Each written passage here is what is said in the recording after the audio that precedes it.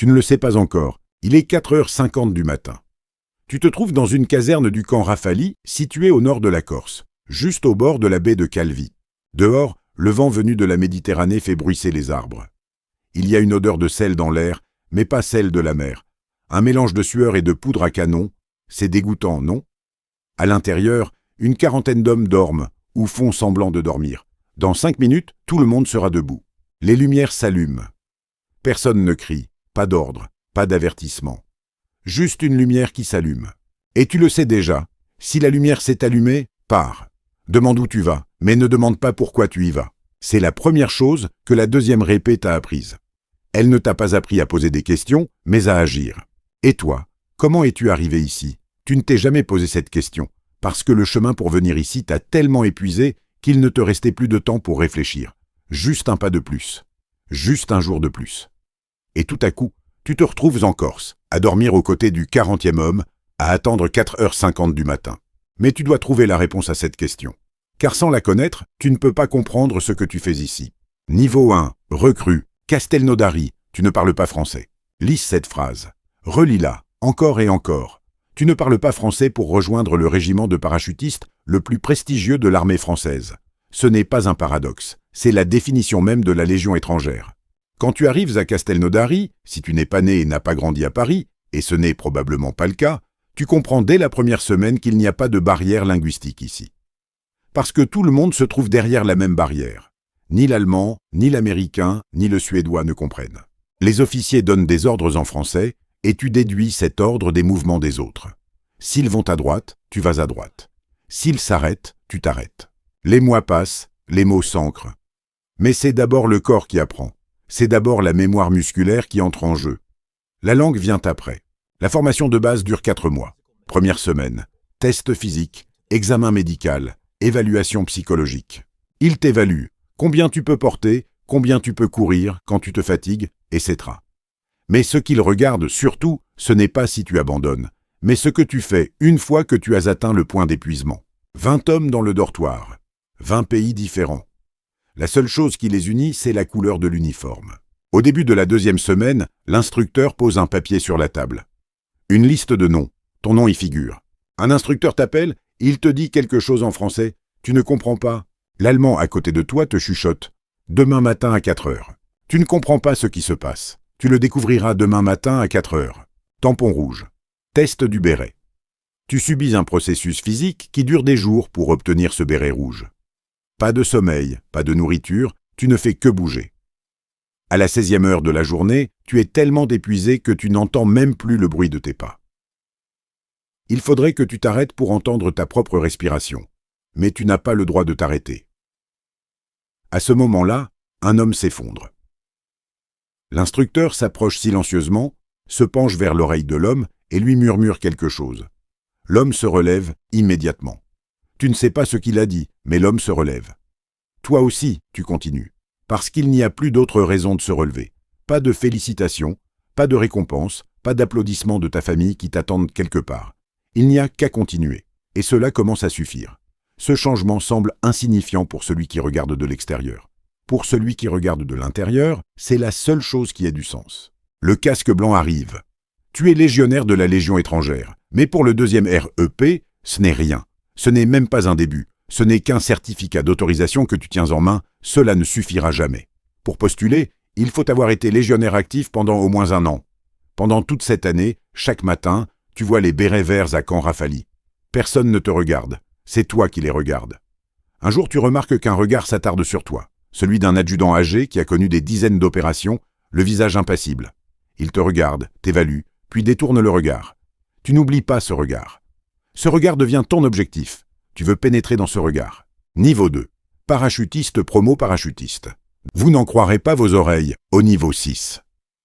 Si vous le souhaitez, vous pouvez d'abord cliquer rapidement sur cette section, puis reprendre là où vous en étiez, c'est-à-dire au niveau 2. Ou bien restez en attente, mais ne fermez surtout pas la vidéo. Je suis sûr que vous allez adorer. 2 mois. Le terrain accidenté de Calvi est ta salle de classe pour les 2 premières semaines. La côte, la montagne, la forêt. Tu cours sous la chaleur, tu marches dans le froid, tu grimpes dans l'obscurité. Le terrain change constamment, ce n'est pas un hasard. La mission de la deuxième REP est de combattre sur des terrains changeants. Tu ne sais jamais à l'avance ce que tu as sous les pieds. Cette formation t'y habitue, elle rend l'incertitude normale. C'est ici que se dessine la différence entre celui qui panique face à l'incertitude et celui qui prend des décisions face à l'incertitude. Au fait, les amis, vous savez que la Coupe du Monde approche et que notre cher pays, la France, occupe une place importante dans cette compétition. Je vais moi aussi suivre la Coupe du Monde avec vous, instant après instant. À cette occasion, j'ai ouvert une nouvelle chaîne consacrée à la Coupe du Monde. Je partagerai à nouveau des vidéos de type POV, mais elles seront entièrement axées sur la Coupe du Monde. Je vous ferai découvrir cette nouvelle chaîne très bientôt. Bon, continuons avec notre vidéo. Les 2 semaines suivantes sont consacrées à la formation au parachutisme. Le camp Rafali dispose de son propre centre de saut. C'est un privilège unique à cet endroit. Les autres régiments de la Légion obtiennent leur brevet de parachutiste dans d'autres écoles, vous l'obtenez ici. Cela peut sembler un détail insignifiant, mais ce n'est pas le cas, car cela montre que le deuxième REP dispose d'un système complet en soi, une structure qui ne dépend pas de l'extérieur. Cette indépendance n'est pas seulement administrative, elle est mentale. 6 sauts. Le premier saut t'apprend ceci. Il y a un fossé entre les connaissances théoriques et l'expérience physique, et tu ne peux franchir ce fossé qu'en sautant. Tu regardes par la porte, tu vois le sol en contrebas, tu sais tout, le calcul du vent, le système de corde statique, la technique d'atterrissage enroulé. Tu sais. Mais savoir, ce n'est pas ressentir. C'est ce que tu apprends sur le seuil de la porte. Au 6e saut, tu ressens la routine. Cette sensation t'apaise et t'effraie en même temps. Car la routine est dangereuse. La routine aveugle ton attention. Les meilleurs légionnaires, lorsqu'ils ressentent à la routine, se posent une question. Suis-je vraiment ici en ce moment? Cette question devient un réflexe. Tu t'en rends compte au 6e saut. Le brevet arrive. Un béret vert sur le bras gauche. Les autres parachutistes de l'armée française portent un béret rouge. Tu portes du vert parce que tu es de la Légion. La Légion a toujours été à part. Elle le restera toujours. De retour à la caserne, tu poses ton béret sur la table. Tu regardes. La teinte du vert est différente de celle des bérets de Castelnaudary. Elle est plus foncée. Ce n'est pas seulement une question de couleur, c'est un autre poids. L'adjudant arrive. Il s'arrête à la porte, sans entrer. Il te regarde. Cette fois, avant de détourner le regard, il lève la tête très brièvement, presque imperceptiblement. Tu es entré dans ce regard. Niveau 3. Légionnaire, première compagnie combat urbain. Le langage de la guerre en ville. Quand tu arrives au deuxième REP, la première chose qu'on te dit, c'est que ce régiment ne ressemble à aucun autre régiment de parachutistes au monde. Depuis 1962, chaque compagnie de combat s'est spécialisée dans un domaine particulier. Quelle que soit la compagnie à laquelle tu es affecté, tu apprends son langage. Et le langage de chaque compagnie est totalement différent. Compagnie, combat urbain, guerre en ville, rues étroites, immeubles à plusieurs étages, manœuvres tactiques au milieu de la population civile. La formation commence dans le village artificiel de Camp Rafali. Tu dis « artificiel Matiada ».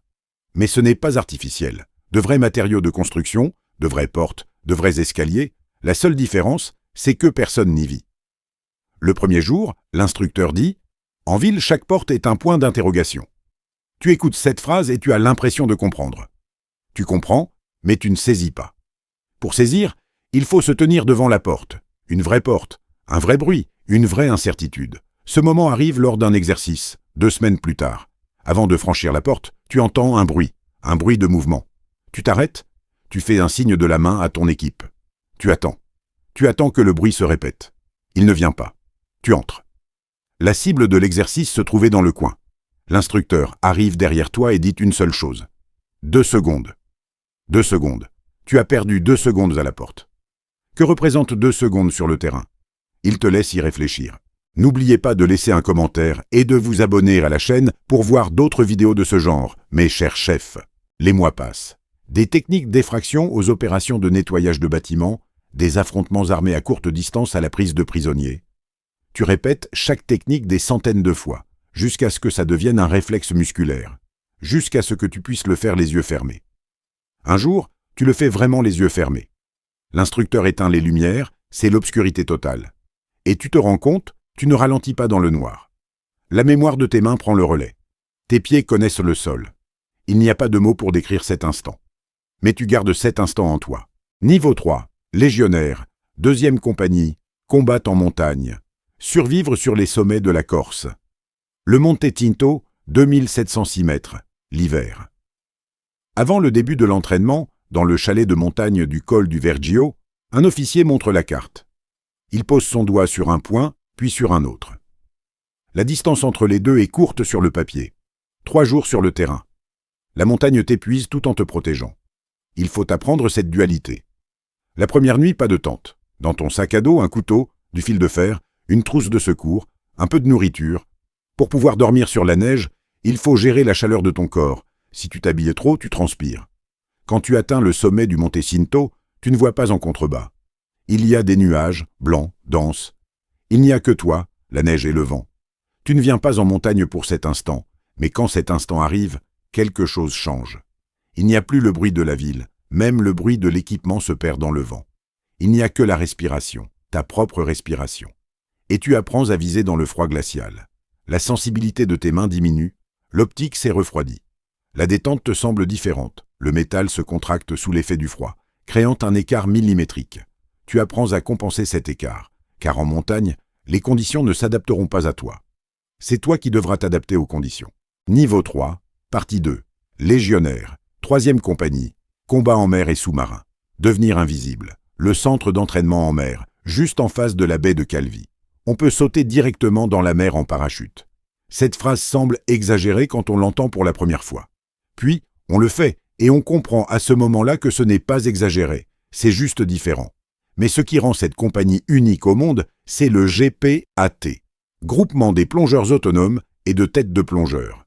L'unité de plongeurs de l'armée de terre. Tu avances sous l'eau avec un équipement de recycleur à circuit fermé. Qu'est-ce que ça veut dire, circuit fermé? Pas de fuite des ballons, pas de bulles, pas de visibilité vers la surface. Tu es sous l'eau et ceux d'en haut ne le savent pas. Cette sensation est différente. L'invisibilité n'est pas un concept théorique. L'invisibilité est un état physique. La lumière se réfracte différemment dans l'eau, le son se propage différemment. L'homme à la surface regarde l'eau et ne voit rien. Toi, tu le vois. Les techniques enseignées pendant la formation visent à maximiser cette asymétrie. Comment utiliser le courant, comment s'orienter en avançant au fond. Si la cible est proche de la surface, tu es déjà en attente alors qu'ils n'ont même pas encore pris la route. La cible est-elle proche de la surface? Tu es déjà sous l'eau, ils ne s'en sont même pas encore rendus compte. Niveau 3. Légionnaire, 4e compagnie, tireurs d'élite et experts en démolition. Tuer sans parler. Il y a 2 types d'hommes dans cette compagnie. L'un reste immobile pendant des heures et parle avec la gâchette, l'autre avec les explosifs. Pour la formation de tireurs d'élite, il faut comprendre une chose. Ce n'est pas une question de patience. La patience est une vertu, mais ce n'est pas ici qu'on cultive les vertus. Ce métier, c'est faire de l'attente un métier. Considérez l'immobilité comme une action. P, G, M, 12,7 mm. Haute précision. Pour les tirs à longue distance, le calcul du vent est un langage à part. On mémorise les valeurs de correction. La balistique varie pour chaque distance, chaque type de vent, chaque température.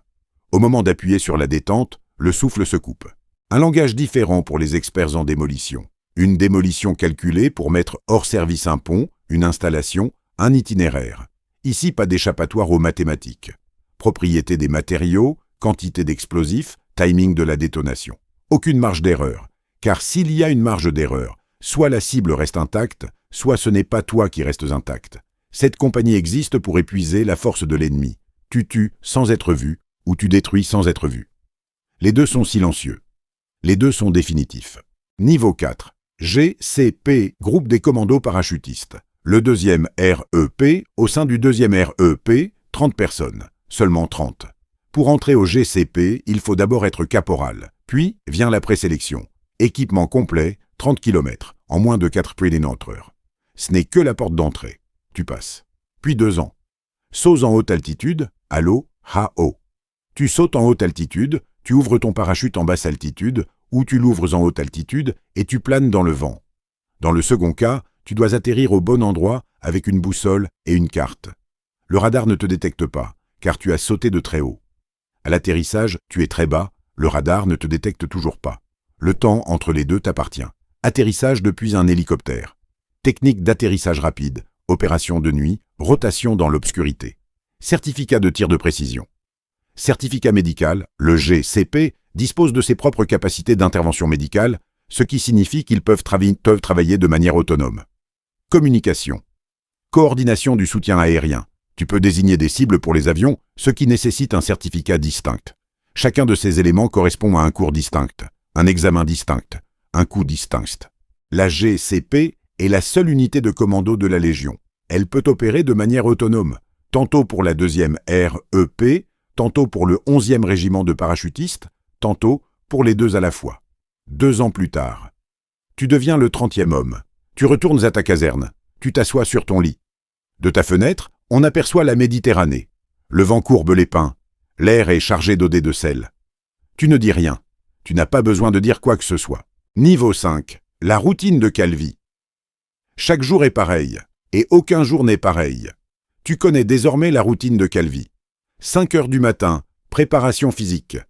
Course le long du littoral méditerranéen. Du sable sous tes pieds, puis des cailloux, puis à nouveau du sable. La mer à ta gauche. Le soleil n'est pas encore levé, mais l'horizon rougit. À ta 40e course, tu ne regardes plus ce paysage. À ta 300e course, tu recommences à le regarder. Car à la 300e course, la fatigue change. Elle ne t'épuise plus, elle te porte. 7 heures, petit déjeuner. Fonctionnel, la Légion te nourrit, mais pas pour te faire plaisir. Tu comprends cette différence dès la première semaine. Tu regardes ton assiette et tu calcules. Ces calories suffisent pour tant de temps. Manger n'est pas un choix, c'est un ravitaillement en carburant. 8h30, formation technique. Aujourd'hui, entretien des armes et identification des cibles. Demain, peut-être sous l'eau. Après-demain, peut-être en montagne. Ici, on ne fait pas 2 fois la même chose en une semaine. Cette diversité n'est pas un luxe, c'est le reflet de la réalité opérationnelle. Car le 2e REP peut être en mer le matin et en montagne l'après-midi. Être prêt à ce changement, c'est l'architecture de la formation. L'après-midi, exercice tactique. Entraînement au nettoyage de bâtiments dans le village artificiel de Camp Rafali. Entrer par la porte, prendre les angles, se déplacer dans l'obscurité. Encore, encore, encore. Jusqu'à ce que la mémoire musculaire s'installe, jusqu'à ce qu'on puisse le faire les yeux fermés. 18 heures, entretien du matériel. Tu fais tout toi-même. Personne ne plie ton parachute à ta place. Personne ne nettoie ton arme. Personne n'attache tes bottes. Cette phrase peut paraître dure, mais elle ne l'est pas en réalité. Ce n'est pas une question de responsabilité. C'est une question de confiance. Ton équipement te fait confiance. Tu fais confiance à ton équipement. Le contrat entre vous, c'est l'entretien. Si tu négliges l'entretien, tu trahis cette confiance. Dîner. À table, il y a quelqu'un de Roumanie, quelqu'un du Brésil, quelqu'un du Maroc, quelqu'un du Japon. On parle français pendant le repas, car c'est votre langue commune. Dans ta propre langue, tu ne peux chanter que les chants de la Légion. C'est une sensation étrange. Quand tu chantes dans ta langue, personne autour de toi ne comprend. Mais tout le monde chante la même mélodie. À ce moment-là, le sens ne vient pas des mots, mais du son. 23 heures, les lumières s'éteignent. Tu te dis, qu'est-ce qui m'attend demain? La réponse est toujours la même. Tout peut arriver, sois prêt à tout. Au début, cette réponse te dérangeait, plus maintenant. Car « sois prêt à tout » n'est plus une expression abstraite, c'est une réalité physique. Quand tu te lèves à 5 heures du matin, tu es vraiment prêt. Ce sentiment de préparation, c'est quelque chose que tu n'as jamais ressenti à l'extérieur. Mais une fois que tu l'as ressenti, il est impossible de vivre sans. Niveau 6. Première mission Transal C-160. 400 mètres d'altitude. La porte arrière s'ouvre. Le Transal C-160 vole en tremblant à 400 mètres d'altitude. Ce n'est pas l'altitude d'un avion commercial. C'est beaucoup trop bas. Pourquoi? Moins de surface exposée, un temps de chute plus court, moins de temps pour ceux qui t'attendent au sol. Les vibrations de l'avion te parcourent les muscles. Ce n'est pas l'odeur de l'alcool, c'est celle du kérosène. Ces deux odeurs ne sont pas identiques. Tu sais désormais toujours les distinguer l'une de l'autre. Car cette odeur, c'est la mission. Cette odeur, c'est la réalité. La porte arrière s'ouvre. Le vent s'engouffre à l'intérieur à 250 km/h. Tes oreilles se bouchent. Pas se bouchent, se ferment. Il y a une pression, pas mentale, physique. Tes yeux se plissent. L'homme devant toi s'approche de la porte. Il fait un pas. Il disparaît. Maintenant, c'est toi qui es à la porte. Le parachute de mission tactique est attaché au crochet dans ton dos, le système de suspente statique. À mesure que l'avion s'éloigne de toi, le parachute s'ouvre automatiquement. Tu le sais. Tu le sais depuis des mois. Théoriquement, tu es parfait. Mais tu te tiens sur le seuil de la porte et tu regardes en bas. Et tu sens le fossé entre la connaissance théorique et la sensation physique. 400 mètres. Il y a la Terre en bas. La réalité la plus simple du monde. La Terre est là-bas, tu es ici. La distance entre les deux n'est qu'un pas, mais ce pas-là. Il n'est pas facile de faire confiance. C'est le moment où tu comprends que savoir et ressentir ne sont pas la même chose. Tu fais un pas. Le vent t'engloutit. Ton corps est ballotté, l'espace d'un instant. Tout est chaotique. Ni haut, ni bas, ni direction, juste le vent et le mouvement. Ton cerveau panique, mais tes jambes ont déjà pris la bonne position. Car tes jambes connaissent l'entraînement. Puis, l'explosion. Le parachute s'ouvre, tu es secoué, et soudain, le silence. Le vrombissement du moteur s'éloigne. Il n'y a plus que le vent, et la terre en dessous. La chute de 400 mètres dure environ 25 secondes. Pendant ce temps, tu as des choses à faire. Contrôler ton atterrissage, positionner ton arme, balayer les environs avant de toucher le sol, repérer les autres légionnaires. Car dès que tu touches le sol, l'action individuelle doit cesser. L'action collective doit commencer. 25 secondes, c'est très long. 25 secondes, c'est très court. Ces deux affirmations sont vraies en même temps. Tu touches le sol. Un mouvement de roulade. Répartis l'énergie, relève-toi. Le parachute se replie rapidement. Vérification de l'équipement. Droite, gauche, arrière, avant. Coordonnées. Direction de la cible. Tu cours déjà. Et dans cette course, ta première véritable course opérationnelle, tu remarques quelque chose. La peur n'est pas partie. Elle est toujours là. Mais elle ne ralentit pas tes pas. Cette différence, c'est tout. Niveau 7. Kolwezi, 19 mai 1978. Zaïre. L'une des opérations de sauvetage les plus rapides de l'histoire. Quand tu entends le mot Kolwezi pour la première fois, ça ne te dit rien. Puis tu apprends. 1978, Zaïre. Aujourd'hui, la République démocratique du Congo. Une ville minière dans la province du Katanga. Cobalt, cuivre, la région la plus riche du Zaïre.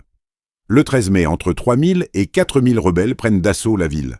L'objectif est de détacher cette région du Zaïre. Plus de 2200 Européens présents dans la ville sont pris en otage. Le 18 mai à 10 h. L'alarme retentit au camp Rafali, à Calvi. Le 2e REEP, alors commandé par le lieutenant-colonel Philippe Hérulin, compte environ 750 hommes. Les ordres sont clairs, sauter à Kolwezi, libérer les otages. Il y a un problème. Des parachutes américains inconnus. 4 C-130 de l'armée zaïroise et un Transal français. Ce n'est pas la procédure d'habituelle. Rien n'est normal. Mais Hérulin dit « On part. On y va. » Pensez à ce légionnaire dans l'avion en route pour Kolwezi. Son parachute ne lui est pas familier. Un système de sangles différent. Un mécanisme d'ouverture différent. Il ne connaît pas le ciel du Zaïre. Il ne connaît pas le plan de la ville. Il ne connaît pas le nombre de rebelles au sol. Que ressent-il? Posez-vous cette question. Posez-vous-la vraiment. La réponse est la suivante. Il ressent des choses. Il ressent tout. Il y a la peur, l'incertitude, la crainte que le parachute ne s'ouvre pas. Et il vit avec tout cela. Parce qu'Hérulin a dit « On y va ». L'après-midi du 19 mai, 381 parachutistes sautent sur la piste d'un ancien aéroclub abandonné. Face à eux, un millier d'insurgés armés. D'ici le soir, 100 rebelles sont neutralisés. Aucune perte française. Le matin du 20 mai, deuxième vague. 233 légionnaires supplémentaires. Kolwezi est libéré. 2200 Européens sont évacués. Au cours de l'opération, 5 légionnaires perdent la vie. 5 non. Ce chiffre semble insignifiant. Il n'est pas petit. Il y a 5 corps, il y a 5 familles, il y a 5 tombes. Mais il y a 2200 Européens en vie. Après cette opération, le monde découvre la deuxième REP. Les journaux en parlent, des analyses sont faites, les académies militaires l'étudient. Mais ce n'est pas ce qui importe pour tout le monde à Camp Rafali. Ce qui importe, c'est ceci. Kolwezi prouve que le slogan « Prêt, toujours prêt » n'est pas qu'un simple slogan. Prêt, toujours prêt. Ce jour-là, quand l'alarme a retenti à Camp Rafali, ceux qui étaient prêts ont sauté parce qu'ils étaient prêts. C'est parce qu'ils ont sauté que 2200 personnes sont rentrées chez elles. La préparation n'est pas théorique. La préparation commence à 5 h du matin. Elle commence par l'entretien du matériel. Elle commence par les exercices de passage de porte dans le village artificiel. Elle commence par tenir la gâchette avec les mains gelées au sommet du Monte Cinto. Ce n'est pas le matin de Kolwezi. Elle commence chaque matin. Niveau 8. Beyrouth, Afghanistan, Mali. Les différents visages de la guerre. Et la même question qui revient sans cesse. Beyrouth, 1982. Au cœur d'une guerre civile multiforme, au Liban, en tant que membre de la Force internationale de maintien de la paix de la deuxième ère EP. Une ville où l'on ne sait jamais qui tire sur qui d'un jour à l'autre. Un environnement où la frontière entre civils et combattants n'existe pas. Cette mission t'apprend quelque chose de différent. Si l'ennemi ne porte pas d'uniforme, comment le reconnaître? Tu apprends à lire le corps, à lire la scène, à lire le silence. Remarquez qu'une rue est plus calme que d'habitude. C'est un savoir-faire. Ça s'apprend. Des centaines de fausses alertes, des centaines de scénarios qui se terminent par un « tout va bien » finissent par forger une perception. Des signes avant-coureurs de la menace. C'est ce qu'enseigne Beyrouth. Beyrouth enseigne aussi ceci. Il existe une forme de fatigue qui se dissimule. Une fatigue due au manque de sommeil et non une fatigue physique. Une fatigue qui altère les jugements, ternit les couleurs, rend tout insignifiant. Reconnaître cette fatigue et prendre des décisions malgré elle, cela aussi demande un entraînement. Puis, l'Afghanistan, en 2008. L'opération de la FIAS contre les talibans.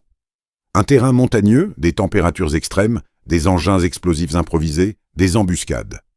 L'Afghanistan est l'endroit où de nombreux légionnaires ont compris ce qu'était la guerre. Car tu connais la montagne, tu l'as apprise au Monte Cinto, tu connais les fonds marins, tu connais le tir de précision. Mais l'Afghanistan, c'est différent. En Afghanistan, tu te rends compte que tu es plus inquiet les jours où il n'y a pas de coup de feu. Car ces jours-là, on prépare généralement quelque chose. Ce n'est pas de l'instinct, c'est de l'expérience. Le condensé de milliers d'heures de conscience opérationnelle. Le cerveau apprend ce schéma.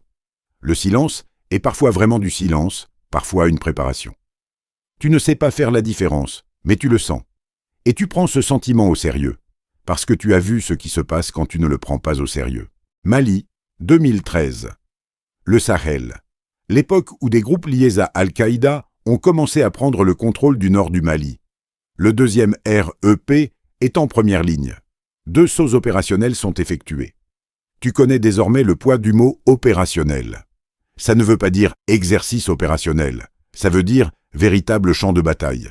Tu sautes de l'avion sans savoir exactement ce qui t'attend en bas. Tu sautes. Parce que c'est le métier, comme l'homme à Kolwezi, comme l'homme qui a sauté avec un parachute inconnu. Hérulin a dit « on y va », et il est parti. Cette phrase s'installe en toi avec le temps. Il y a une voix en toi qui dit « on y va ». À chaque seuil de porte, avant chaque saut, au cœur de chaque incertitude, on y va. Niveau 9. Guerre civile, courir avec la peur. Et ce que cette différence signifie. Être au deuxième rep n'est pas seulement une question physique. Oui, tu cours, tu portes, tu sautes, tu grimpes, tu nages, tu passes 36 heures sans dormir, tu portes 40 kilos avec ton équipement. C'est réel, c'est lourd, mais le vrai combat est ailleurs. Qu'a ressenti un légionnaire lors du briefing avant Kolwezi? Il sait que les parachutes ne lui sont pas familiers. Il ne connaît pas la fiabilité des avions de l'armée de l'air zaïroise.